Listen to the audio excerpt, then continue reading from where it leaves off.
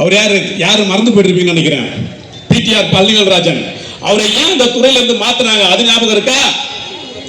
ஒண்ணு இல்லைங்க, உண்மை ரொம்ப நாள் உள்ள இருக்காது, பொங்கி என்னைக்காவது ஒரு நாள் வெடிச்சு வெளியே வரும். ஒண்ணு இல்ல, சபரீசனும் உதயநிதியும் எப்ப வந்த ஒரு வருஷத்துல, இப்ப கிடையாது, பழைய கதை இது. இன்னைக்கு ஊழல்லாம் இன்னைக்கு பாத்தீங்கன்னா வந்து சேருது, மொத்த காசு வரல, ₹1 ₹2 தான். நான் கேட்கிறேன், ஜிஎஸ்டினா என்னன்னு முதல்ல உங்களுக்கு புரியுதா? State GST, central GST.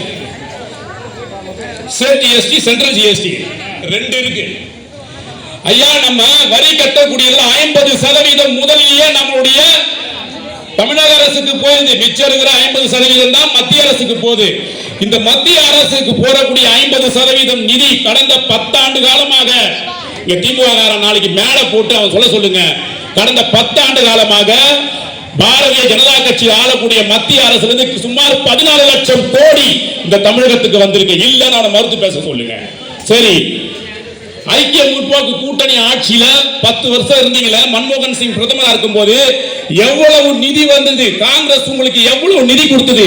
இந்த மேடையில போட்டு சொல்ல முடியுமா உங்களுக்கு? நான் சொல்றேன், 97,000 கோடி கொடுத்தாண்டா காங்கிரஸ்காரன்.